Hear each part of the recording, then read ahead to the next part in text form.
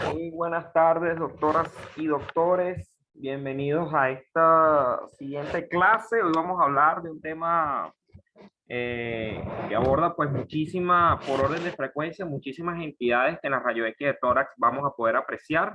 Y hablamos del síndrome pleural.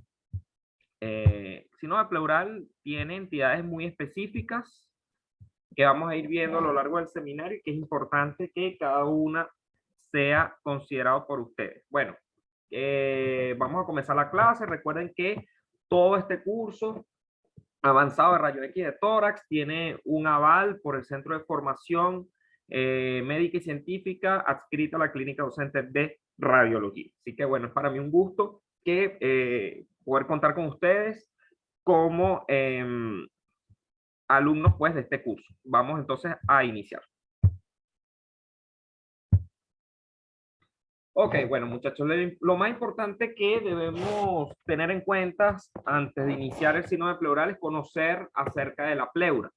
Sabemos que, bueno, la pleura no es solamente un componente, sino que dependiendo de la estructura donde se encuentre adherida, va a llevar un nombre. Ya sabemos que la pleura visceral es aquella que está firme, unida sobre toda la superficie pulmonar, ¿ok?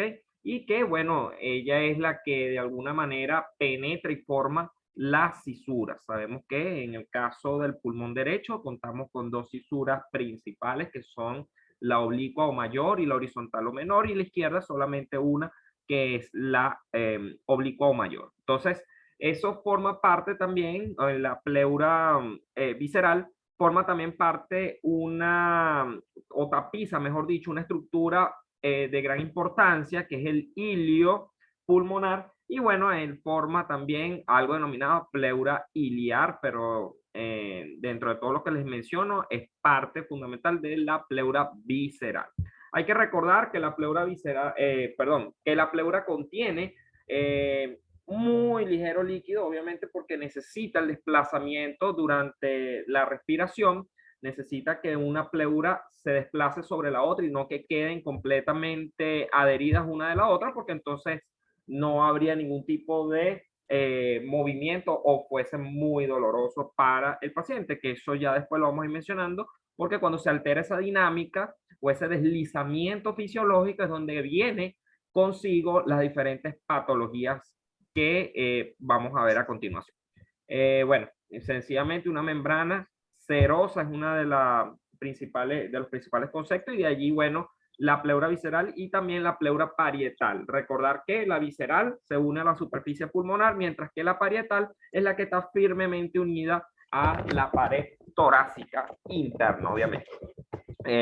Bueno, en ese caso la pleura parietal, ella sí se extiende por todo lo que serían las costillas, tapiza lo que serían los músculos intercostales, el cartílago, la parte la cara interna del esternón, tapiza también ambos hemidiafragmas, ¿ok? Por eso se unen íntimamente a la misma, y todo lo que sería el mediastino, interrumpido obviamente por la pleura visceral que tapiza hacia lo que es el ilio pulmonar. Bueno, eso es algo que de todas maneras ustedes lo van a ir estudiando poco a poco sobre lo que sería el concepto de cada una de estas entidades. Yo se las menciono a especie de repaso para que refresquen un poco los conocimientos y podamos entrar mejor al área radiológica. Entonces, bueno, de una vez les voy mencionando, la pleura no se distingue por rayos X. No es que aquí les voy a decir, bueno, esta superficie que ustedes ven aquí es la pleura visceral, esta que ven aquí es la pleura parietal. No. En algunos casos se puede ver cisuras, ¿ok? En proyecciones principalmente las laterales, pero, y claro, una cisura, recordar que nos puede hacer distinguir allí de que se trate de la pleura visceral, pero no es algo común. La pleura es toda esta línea que ustedes ven aquí en color rojo. Evidentemente no la podemos diferenciar una de otra, pero suponemos que allí está, anatómicamente hablando. Entonces, por eso es importante que ustedes consideren que la rayo X simple de tórax visualiza cuando está agenciada a las de rayos X e identifica la pleura en algunas que otras estructuras específicas, como las cisuras, ya les acabo de arrojar ese dato, y también los ángulos. Hay que también considerar que la pleura parietal también, sobre los ángulos costofrénicos y cardiofrénicos, también ocupa una relación importante, y las líneas de unión pleural, que bueno, vendría siendo todas las líneas rojas que ahorita observamos. Entonces, la fisura, ya sabemos que las fisuras normales son aquellas consideradas la mayor derecha y la mayor izquierda, son mayores porque son las que recorren en mayor extensión a los pulmones, y la fisura menor que solamente la vamos a ubicar del lado del pulmón derecho. También tenemos fisuras accesorias, eso no lo podemos tampoco menospreciar. Tenemos la fisura del lóbulo del ácido, que a pesar de que no la vemos siempre, no siempre está presente, también es importante reconocerla. Tenemos fisuras accesoria inferior, superior y menor izquierdas. Ahí también podemos encontrar una que otra fisura, y tenemos también fisuras de tipo paracardíaco. Aquí, bueno, les traigo varios ejemplos. Miren cómo en este caso, podemos observar lo que sería la fisura mayor, en este caso del pulmón derecho, porque aquí en relación directa tenemos la fisura menor. Entonces, esto nos demuestra, obviamente, la fisura, pero con ella la pleura visceral. Entonces, aquí a este nivel también podemos conseguir la fisura, en este caso la transversal, que es la que se muestra en paralelo o se observa en esa orientación. Y bueno, es algo completamente normal, no tenemos que alertarnos o decir que el paciente puede estar presentando una fisuritis o un engrosamiento de la pleura visceral, no necesariamente es eso, en algunos casos se ve y es algo fisiológico.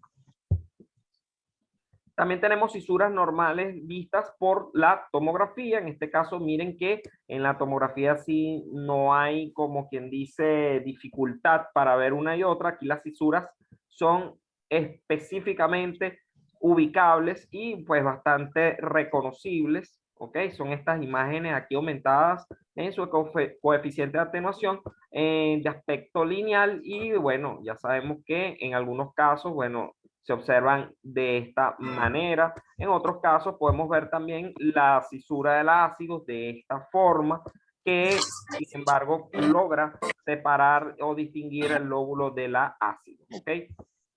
Algunos de los ejemplos de pleura visceral que podemos observar. Bueno, ahora entrando un poquito en materia, vamos a tomar en cuenta o considerar 5 principales patologías, incluyendo lo que sería el derrame pleural, el neumotórax, el engrosamiento de la pleura, la calcificación y algunos que otros tumores pleurales que también son importantes, a pesar de que sea la rayos X un estudio por imagen que nos ayude como complemento, no como diagnóstico definitivo. También los tumores pleurales los podemos estudiar a través de la misma.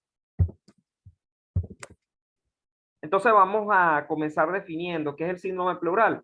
Pues cuando hay un cambio o una distorsión de todas las fuerzas homeostáticas que controlan el flujo de entrada y de salida del líquido de ese espacio pleural, pues se altera y permite la acumulación de líquido en la misma. Hay que recordar que es fisiológico conseguir 5 cc en la cavidad pleural. Vuelvo y les digo, sirve como mecanismo de deslizamiento para que no exista roce ni alteración entre el desplazamiento de una pleura sobre la otra.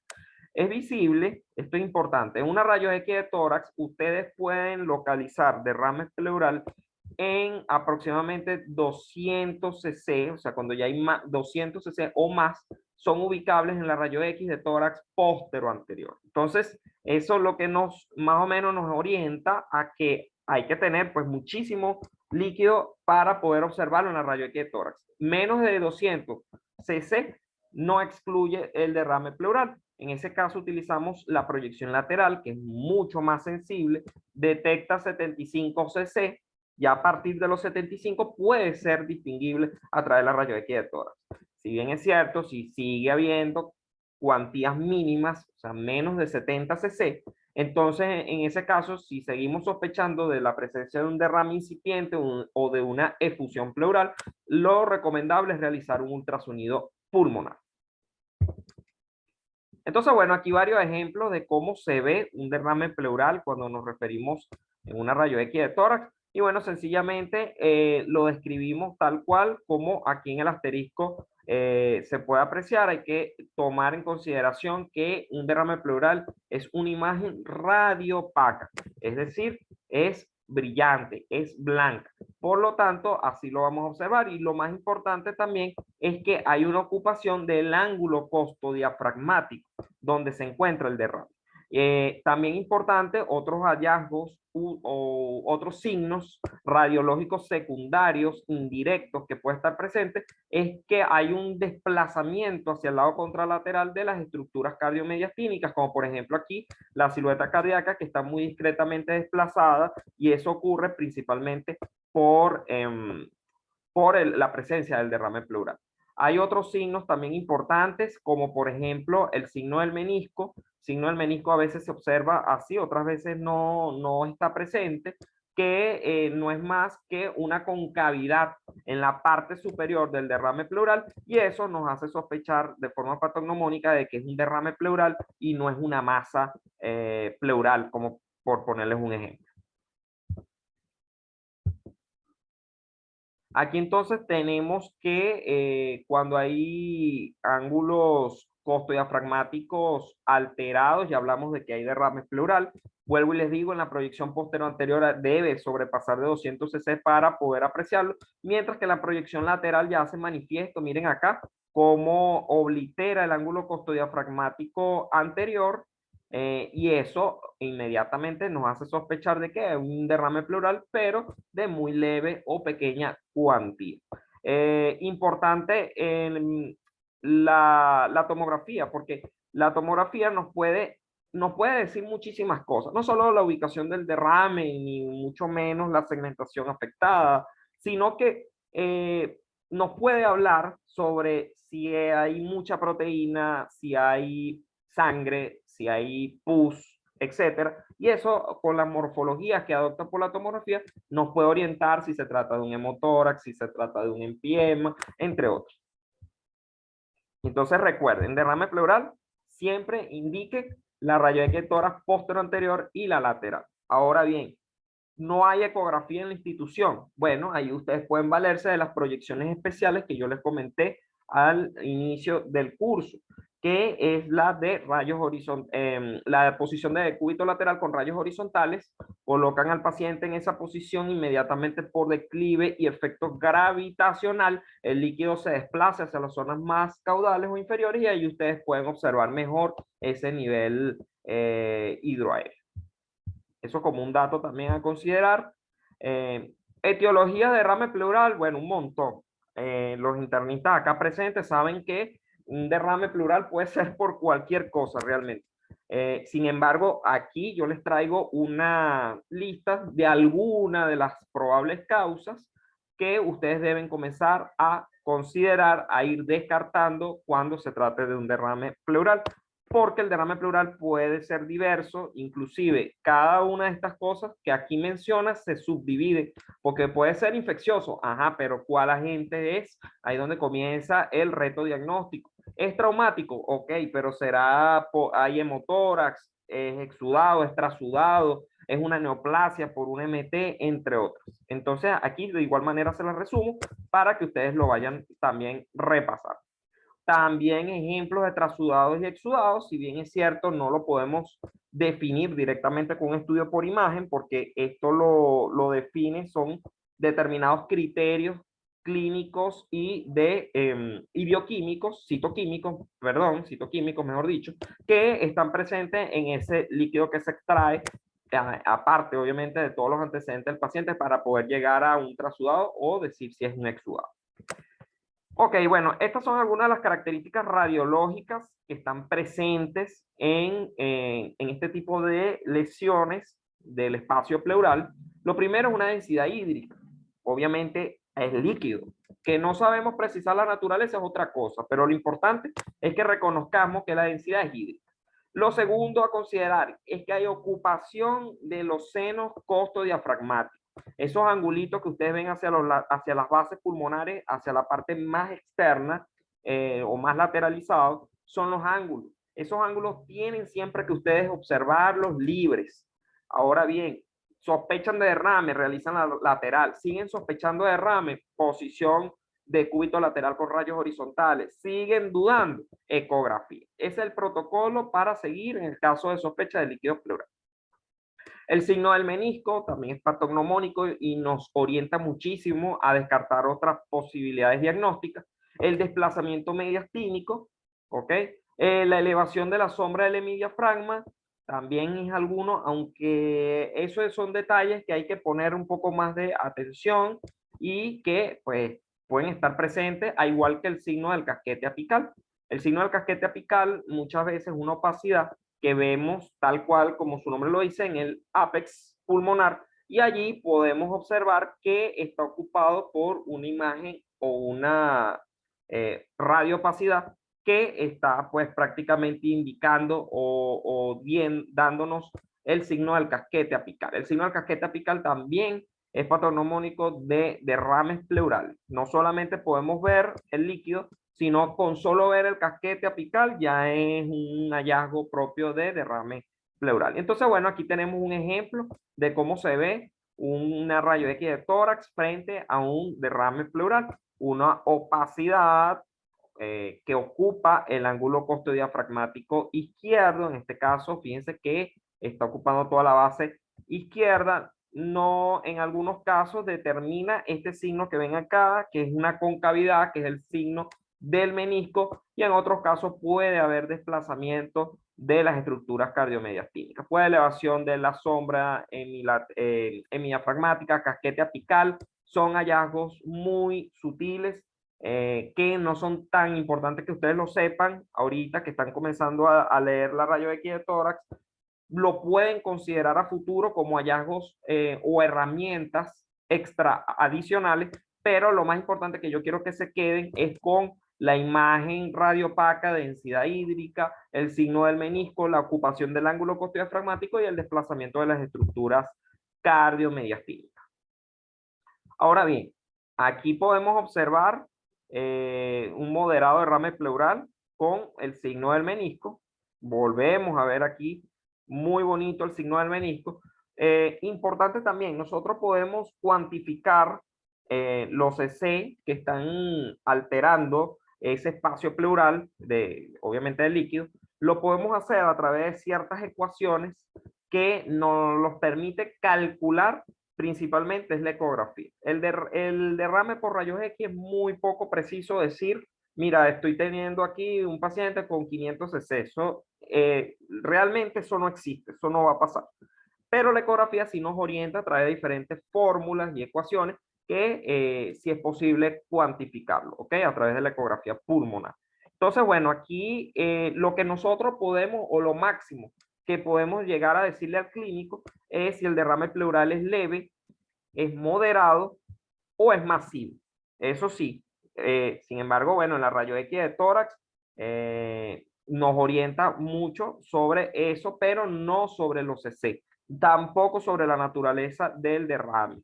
Entonces, bueno, en este caso, la forma de saber si es leve, moderado o severo va a ser dividiendo el campo pulmonar o el parénquima pulmonar en tres zonas de igual diámetro. Es decir, si esto es un tercio, aquí está el tercio, y dividiendo el parénquima pulmonar en tres partes iguales, yo puedo decir que si ocupa el 33% es leve, si llega hasta el 66% es moderado, y si llega al 99% es masivo o derrame pleural severo.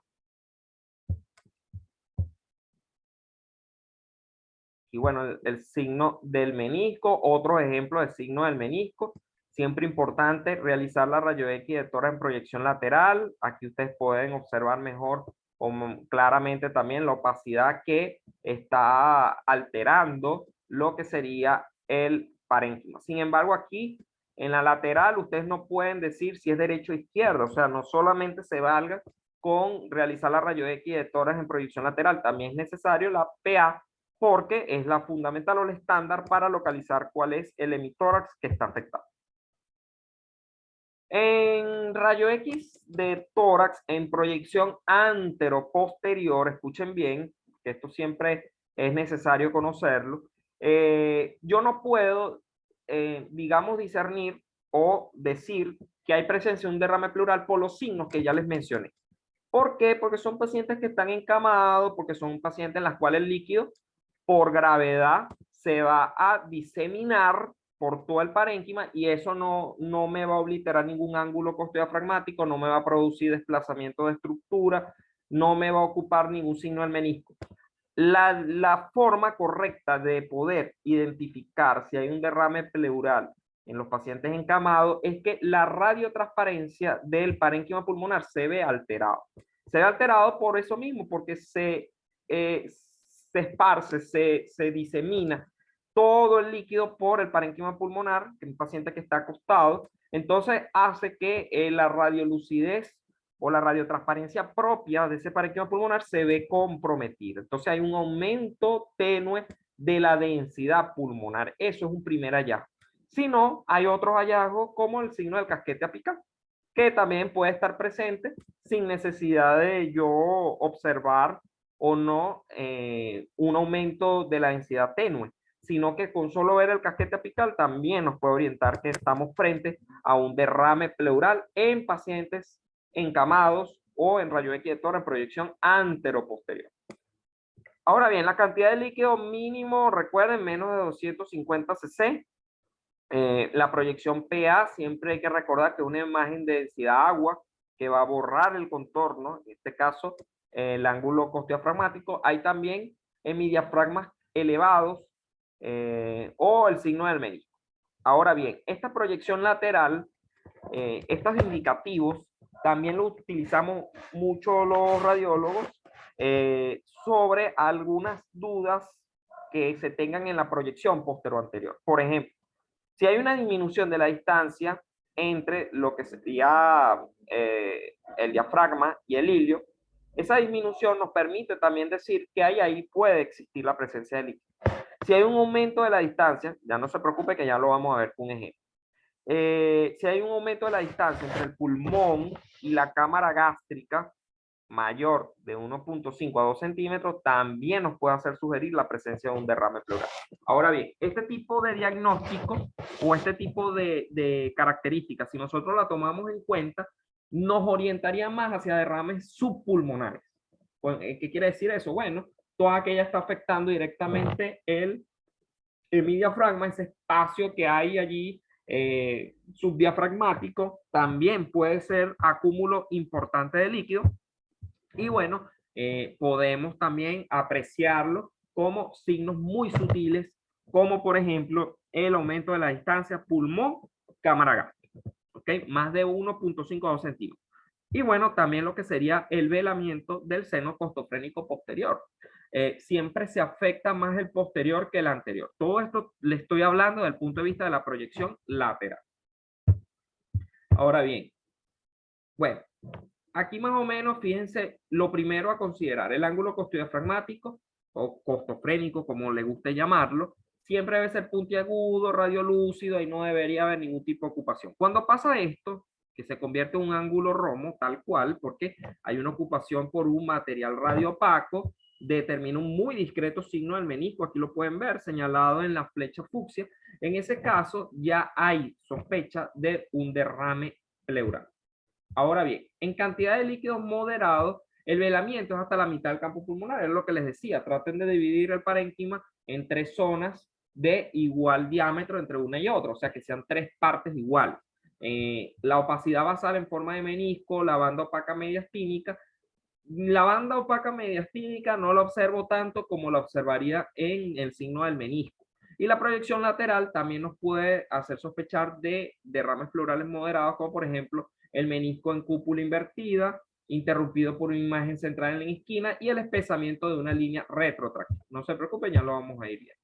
Entonces, bueno, aquí más o menos, fíjense que hay ocupamiento hasta la mitad del campo pulmonar, signo del menisco, bastante característico, y lo más importante es que en la zona retrotraqueal, que es esta zona que ustedes observan, miren acá, aquí se supone, en teoría estaría parte de las estructuras mediastínicas. Cuando hay espesamiento, así tal cual se describe, espesamiento de la línea retrotraqueal, también nos puede hacer sospechar de la presencia de derrame. Esos son hallazgos súper rebuscados, pero o sea, son muy válidos y también son de mucha gran ayuda cuando no contamos con los otros tipos de características radiológicas. ¿Ok? Eso es en el caso de los derrames pleurales de tipo moderado. Ahora bien, tenemos también derrames pleurales masivos. Yo digo que, bueno, el derrame pleural masivo es el más fácil de diagnosticar porque la opacificación es total. O sea, ustedes ven que no hay nada de pulmón sano, no hay nada de radiolucidez fisiológica. Y lo más importante es que cuando ustedes vean un derrame pleural masivo, casi siempre hay que descartar la presencia de LOE, es decir, de lesiones de aspecto tumoral, porque muchas veces o están acompañándolo o nos hace dar un diagnóstico erróneo. Entonces, ¿qué necesitamos para saber que ese derrame pleural no es maligno? Bueno, eso nos lo va a acompañar una diferenciación bastante importante en cuanto al comportamiento del mediastino, porque muchas veces el mediastino se desplaza hacia el lado opuesto o se retrae. También puede ocurrir que haya la presencia de un derrame pleural asociado a una telectasia o una tumoración atelectásica. Hay que también considerar eso. Y el diafragma es empujado hacia abajo. En el derrame masivo, obviamente, es tanta la presión hídrica que ocurre en el hemitórax que hace que el diafragma pues invierta y llegue incluso a estar en dirección más bien hacia el abdomen. Eso puede pasar, pero lo más frecuente es que siempre lo veamos como una pacificación total del hemitórax afectado, de forma homogénea, con desplazamiento de estructuras mediastínicas, y bueno, nos vamos ayudando en otros signos, como por ejemplo la tráquea en bayoneta, también apoyado de lo que sería el espesamiento de la línea retrotraqueal, horizontalización de los arcos costales, separación de los arcos intercostales, ausencia de broncograma aéreo porque no estamos frente a una lesión de origen alveolar. Y aquí un ejemplo característico de derrame pleural. Entonces, vuelvo y les digo, ¿por qué? ¿Cómo lo separamos? Bueno, lo separamos de una lesión. Bueno, antes de hablarles de eso, es importante reconocer que no toda pacificación total de un hemitórax es por derrame. No toda pacificación total del hemitórax es por atelectasis. También puede ser en pacientes con neumonectomía total. Me tocó un paciente en donde se había reportado en muchas oportunidades, paciente que pues no se le había conocido el antecedente quirúrgico que tenía. Siempre se veía la imagen completamente radiopaca y obviamente porque no tenía pulmón. Llegó a tener en algún momento una tumoración broncopulmonar que se estipó y por lo tanto quedó sin pulmón y sin radiolucidez. Eso también es un diagnóstico diferencial en pacientes con opacificación total del hemitórax. Aparte de eso, el aumento del hemitórax y sobre todo el desplazamiento de estas estructuras, en este caso, la cardiomediastínica. El aumento de volumen del hemitórax también forma parte de esos hallazgos. Ahora bien, el síndrome pleural también se subdivide en un tipo de clasificación muy particular denominado derrame subpulmonar. Es una de las formas más frecuentes de presentación del líquido libre. Se sitúa entre la base del pulmón y el hemidiafragma. Ya vamos a visualizar eso. Se simula un hemidiafragma más elevado, usualmente son menos de 300 a 350 ml, y aquí está lo más importante, el signo de la cámara gástrica o el aumento de la distancia entre la cámara gástrica y la base del pulmón va a orientarnos al diagnóstico definitivo de un derrame de tipo subpulmonar. Entonces miren acá, este vendría siendo el hemidiafragma, aquí lo podemos apreciar, ¿verdad? En esta imagen, pues en forma de cúpula, y miren acá dónde está la cámara gástrica o la burbuja. Esto debe pasar, si yo lo mido, ahí va a pasar de 1.5 a 2 centímetros, obviamente. Cuando haya un aumento de la distancia entre el hemidiafragma y la burbuja gástrica, lo primero que nos debe hacer sospechar es que ahí hay un derrame subpulmonar. Obviamente, las causas de elevación unilateral hemidiafragmática son muchas. Parálisis frénica, eventración, cuadros de ascitis, aunque la ascitis mucho más, o lesiones tumorales intraabdominales, aunque estas dos últimas suelen ser más elevaciones hemidiafragmáticas bilateral, pero cuando es unilateral, casi siempre uno debe preguntar si hay antecedentes quirúrgicos, porque la parálisis frénica es consecuencia de eso y es una de las principales causas de elevación.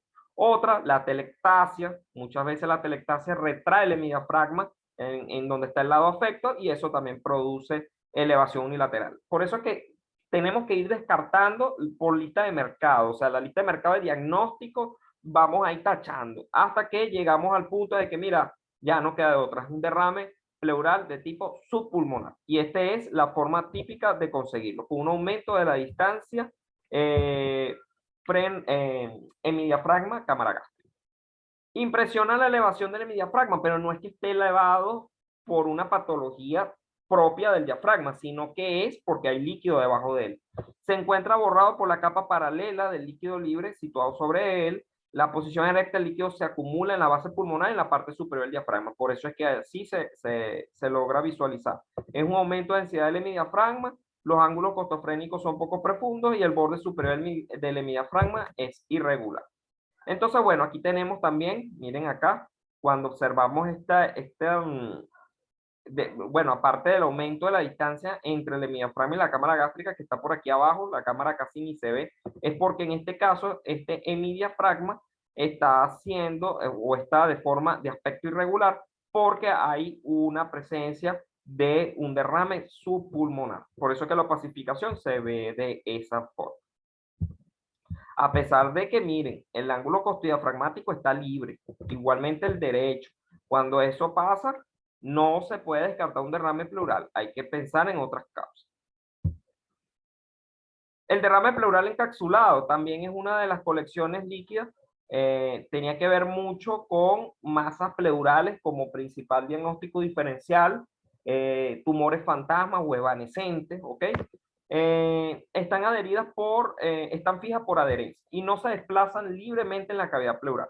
Son aquellos pacientes en los cuales pues se ve como una encapsulación, o sea, se hace sospechar, vuelvo y les digo, un tumor pleural, pero no es que sea un tumor pleural, sino que es sencillamente el líquido que se encuentra encapsulado o atrapado en las fisuras. Entonces, puede localizarse en la periferia. Cuando se localiza en la periferia, yo particularmente odio cuando un derrame pleural está hacia la periferia, porque ahí es donde el reto es mucho mayor de descarte de tumoraciones propias pleurales. Cuando está encapsulado y está hacia la parte central, mucho más fácil, porque los bordes en la proyección lateral se ven mucho más definidos, es incluso hasta fusiforme, es solitario, pero cuando se está contiguo a la pared lateral, oye, y ahí hay que entonces el derrame encapsulado comienza a descartarse para empezar a abrirse panorama por las lesiones de aspecto tumoral.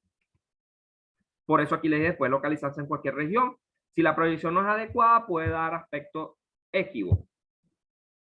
Y aquí tal cual, un ejemplo típico. Muy fácil distinguir un derrame pleural encapsulado de este tipo. ¿Por qué? Porque está hacia el centro y si pasemos la proyección lateral, miren las formas nítidas, sus contornos nítidos, que al momento de corregir todo el problema del paciente, ya sea con diurético, lo que sea necesario para el paciente para poder, digamos, extraer pues toda esa cantidad de líquido, nos ayudaría muchísimo al momento que desaparezca, porque entonces ya al desaparecer decimos, oye, era un tumor fantasma o evanescente, no hay de qué preocuparse, sencillamente era un derrame pleural de tipo encapsulado. Aquí también observamos derrame pleural encapsulado o enquistado, otro ejemplo muy típico, mírenlo aquí cómo se observa. En este caso, no, a pesar de que tenga esta prolongación, no podemos pensar de que se trate de una masa pulmonar porque el signo de cola pleural no va hacia la pleura está más hacia la periferia. En este caso, siempre nos ayudamos de la proyección lateral y ahí es donde vamos a apoyarnos en el diagnóstico. Ok, bueno, ya quedan 2 minutos y 50 segundos exactamente. Voy a continuar por neumotórax. Si me dejo de escuchar, volvemos a ingresar al mismo link y a la misma contraseña y vamos entonces a proseguir. El neumotórax, sencillo, no nos vamos a dar mala vida con el concepto. La presencia de aire libre en la cavidad pleural, listo. Ahora bien, pues esto puede ocurrir por muchísimas causas, comprime el parénquima pulmonar y bueno, entre esas causas, bueno, miren aquí todo lo que podemos observar. Traumáticos, principalmente, y bueno, a la vez, lamentablemente, la principal causa de neumotórax es de origen iatrogénico, a veces inevitable, o sea, no hay otra forma de escapar al neumotórax, o es riesgo-beneficio, si el paciente pues amerita obviamente la colocación del tubo de tórax, tiene que tener en consideración que hay pues consecuencias también, puede ser espontáneo, un neumotórax espontáneo puede pasar porque, oye, tenía, por ejemplo, una bula y esa bula estalló, creció mucho, o la rotura de un neumatocele, o lesiones propias de traumatismo, no solo iatrogénicos, sino por contusión directa, espontáneo secundario, bueno, tal cual cuando hay neumopatías previas. Esta obedece más a la bula y el espontáneo primario obedecería más a una puede ser idiopático o puede estar también relacionado con lesiones traumáticas.